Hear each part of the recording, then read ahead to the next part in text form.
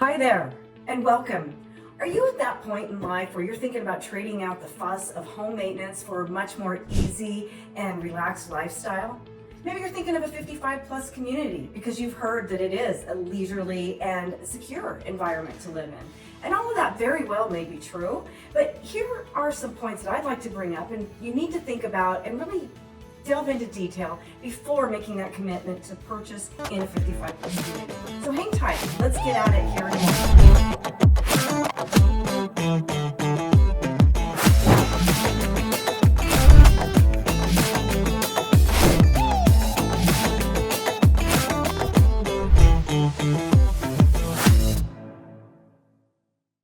Thanks for joining me on my channel today. And if you're interested in learning more about living in the Tri Cities, our housing, our community, entertainment, recreation, anything that we might do around here, please subscribe below, tap the bell so that you stay abreast on our new videos that are coming out, and keep up with us. We have new videos every week. If you're actually thinking of moving here in the next couple months or the next year, please reach out. Let me be your eyes on the ground here, helping you to find a location that will be perfect for you. All of my contact information is in the details below. So let's get started. So you may be considering the possibilities of downsizing now and balancing that with upsizing your lifestyle. Well, there's lots of options that are available to you. And downsizing doesn't have to be about getting rid of all of your stuff and moving into a shoebox-sized home. It is more about balancing what all these responsibilities you've had for so many years with what the new lifestyle is that you've worked a lifetime to create or have the opportunity to do. The current wave for baby boomers, which I presume we're all in that if we're even talking about the lifestyle, is to buy your forever home. So folks aren't choosing to wait in the home that they're in until they have to move to the assisted living or anything. They're ready to go and be in charge of their own aging process as they get older and to live in that forever dream home. And with that, to travel more, to snowboard in warmer climates, to be maybe closer to family or spend more time with family and friends. Whatever it is, it's your dream. So the current trend with today's boomer is to buy their forever home. And what does that forever home look like and where will it be? You want to be forward thinking in terms of where that home will be located by its proximity to the amenities that you will need both today and possibly in the future. So those being things like healthcare, easy access to the grocery and other shopping, amenities such as restaurants and activities to and even transportation. There's so many things that you want to think about when you're building that forever home, whether you're building or buying. Many people gravitate towards the option of a 55 plus community at this point, or at least consider that 55 plus community. And those 55 plus communities do a fantastic job of selling a lifestyle of leisure and security to folks that may or may not be the case for you. Of course, some people love it, so it's just really about looking inward at yourself, your tolerability of different types of activities and whatnot. So let's start talking about it right now. When we talk about the leisure and the look and feel of a 55 plus community, a lot of people, they gravitate towards that because they want to live around other like-minded people, which we all tend to like that. But I think a lot of people also consider 55 plus communities it's going to be quieter and there's not going to be teenagers zooming up and down the road, and it's just going to be a little bit more well kept and more well put together, if you will, in terms of noise and loud and whatnot. But then on the other side, you have the people that haven't done their homework as to living in a 55 plus community and recognize whether or not really it was going to meet their needs. And remember, if a forever home is something that you don't want to have to ever move again. So that's why I really encourage you to go through your pros, cons, your must-haves, must-nots, and figure out if 55 plus it works for you. Because I'll tell you, and it doesn't matter where you live, we've always got those neighbors that are a little bit on the nosy side that want to make your business their business and peering through the drapes to see what you're up to so that they can run down to the HOA and narc on you or whatever the case may be.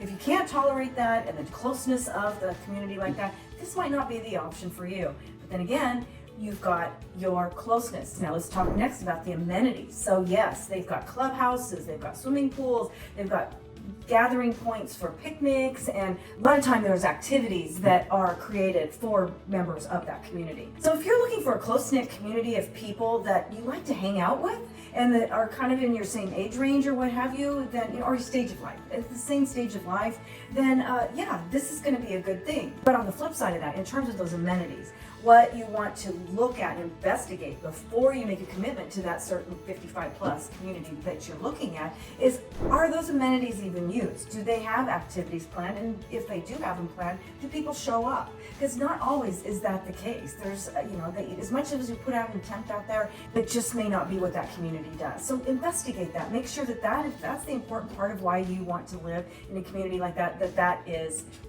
happening like you'd like to see it. And I'm just going to warn you, I can already feel that we're going to say community a lot in this video, so I apologize for that. Bear with me. We've looked at like being around like-minded people and having the amenities and whatnot, but those amenities cost money, and they cost money in the form of HOA dues. So you have to ask yourself, how much use are you getting out of those amenities that you know you're paying for? Because there's upkeep costs that go with them. If you're getting the use out of them, then by all means, what's the problem? But you need to evaluate that. And if you have problems with HOA, somebody that's kind of keeping track of what you're doing and how long your garbage can sits out on the curb, or your yard, if it's mowed often enough, if that's the case, we'll get into that with maintenance. The value of an HOA really is, for many people, is the fact that you're moving into a community where people will be taking care of their properties much like you, because they're being governed. But they shouldn't have to, because they choose to move into that HOA community. A downside to the HOA is that you do have somebody watching over you, and but the bigger concern is really the cost of it. And are you getting the value of the cost of the HOA that you are expecting? So does the HOA, what do they cover? Do they cover your lawn maintenance? Do they cover taking care of the exterior of your home in the case of like a townhome or attached homes? You want to look at that. And probably the biggest drawback to an HOA is there's no guarantee and no control over when and how often they raise the HOA dues. So once dues go up, we all know they don't come back down. Think about that. And the next thing is the rules and regulations. So you have rules and regulations, and that's typically more about when you're building the home, but what you're allowed to do with the home. So an example that I like to use is sometimes you can't have a fence, especially in a community like a 55 plus community. They may not allow fences. What that does is it's going to tax your privacy, right? Your neighbors are going to be able to look right into your home while you're having dinner or watching TV at night, or you can just close your drapes. But a lot of people don't like to be in a closed-in room. There's a reason why we have windows, right? So we feel like that we are part of a bigger world than just our little bit. Who doesn't always like to close the drapes at time and just be in their cave? The next thing is cost. So we're looking at cost downsizing, right? But the biggest point of downsizing is to mitigate the amount of chores that you have and the responsibilities you have for taking care of a large home and more space than you need. But it's also to manage your budget.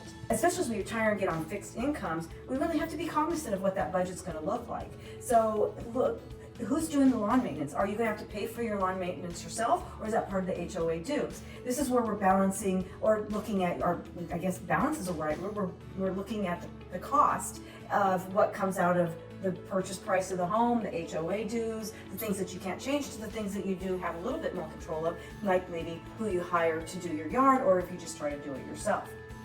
But it is typically lower maintenance to live in a community like that, and they're very well maintained. Another thing is security. A lot of 55 plus communities are gated communities, but not all of them are. And so, but that gated community makes people have a sense of security, that they are safe from theft and vandalism and hoodlums.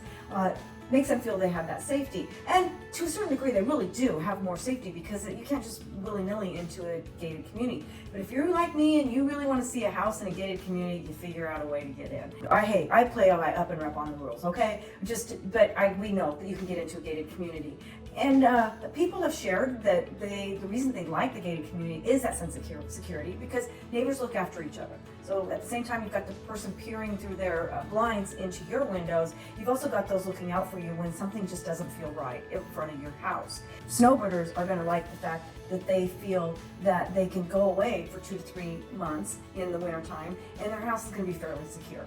but we have to face it, there's crime everywhere, and we're not maybe less accessible, but still susceptible. Another concern, and I missed this on the HOA, but is around those rules and regulations, is how many pets can you have? How many cars can you own? How long can visitors' vehicles stay out in the section that is for visitors, or do they even have a section for visitors to park? And another big one is I just talked about going to like Arizona, the warmer climate for the winter time. You're going to be bringing a lot of times your big RV and parking it in front of your house while you prepare to move out for the next 2 or 3 months.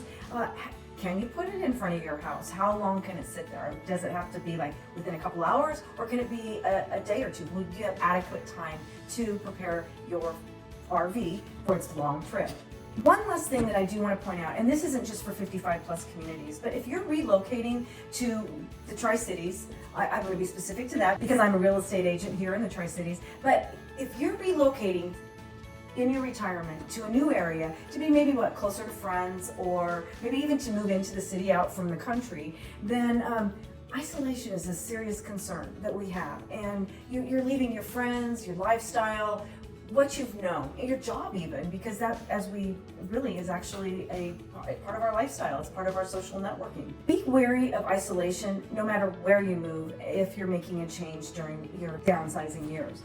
But there's a lot of opportunity in the Tri-Cities to meet people and to get out and socialize. There's a lot of opportunity here, and it's not all at a senior center, trust me. Although I have heard that our senior centers are pretty active here with lots of fun. Last thing that I want to point out is when you're making a move, especially when you're coming in from from another state or elsewhere, is make sure that you have a good real estate agent on your side, a buyer agent, because just if you don't know this, you call the listing agent, they represent the seller, they do not represent you, and you want somebody who's going to make sure and be looking out for your best interest. Get a copy of the last few months of HOA meeting notes and look at the budget. Does it seem stable to you? Is it, do they have enough money in the coffer to meet needs that they will need to have? You know, what do they pay for again? So take a look at the budget or evaluate the budget.